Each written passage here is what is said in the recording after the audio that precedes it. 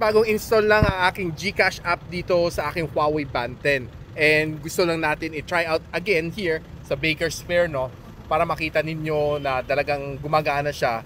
And i-record ko simultaneously para makita nyo yung happening. So this is only working kung sinabi sa inyo ng yung shop na generate QR. Okay? Samahan nyo ako.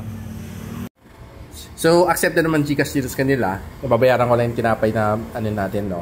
Na binili natin. So, i-activate ko lang yung GCash natin dito.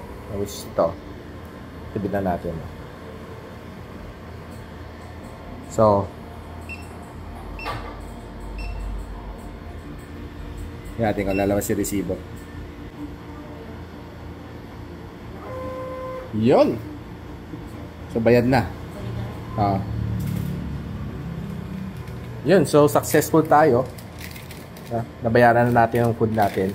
So, yun, ganun kadali lang gumamit ng GCash sa inyong bagong Huawei Band 10.